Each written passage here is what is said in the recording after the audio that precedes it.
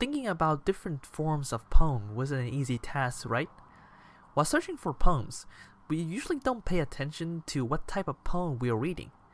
Mostly, we are more focused on the words in the topic, because those two elements are stimulating our emotion and attract our attention. Recognizing a form and focusing on the writing style help us to better understand the poem we're reading, because the form is sometimes connected to the main ideas. What element do you need to pay attention to in order to write or recognize the form of a poem?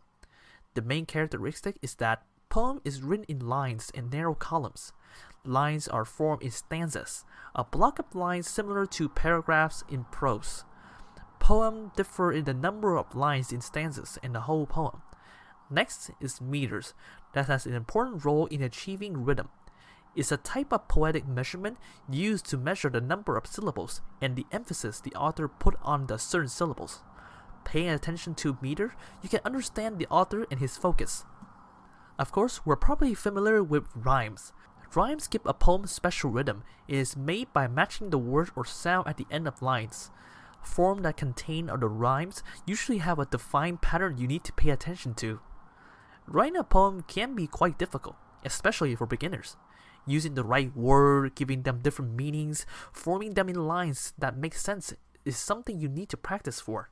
You need to know the basic element of a poem, based on which you can better understand the structure of a poem and thus write your own. Knowing the structure helps you to understand the idea and topic the author is writing about.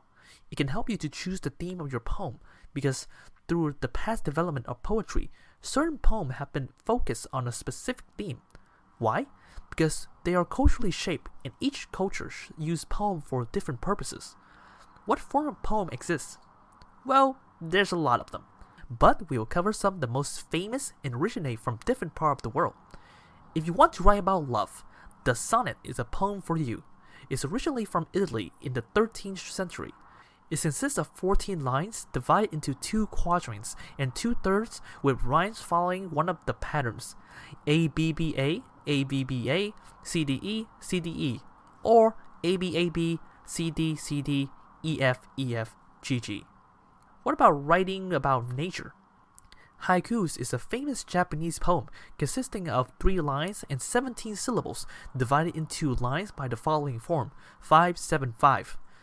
Maybe you haven't heard about ghazal, but it's an Arabic poem for logging, consisting of 5 to 15 stanzas, and each stanza consists of 2 lines forming a couplet. The lines have the same meter and a specific rhymes pattern. At last, we have limerick, as an old English short and mostly funny poem written in one single stanza, made of 5 lines with the rhyme scheme of AABBA. Of course, this is just a short view of some poem forms. If you are interested in other forms, search for odes, elegies, epigram, villanelle, and others that you find interesting and easy to write. But remember that it's okay to break some of the rules. Every master in poetry does it.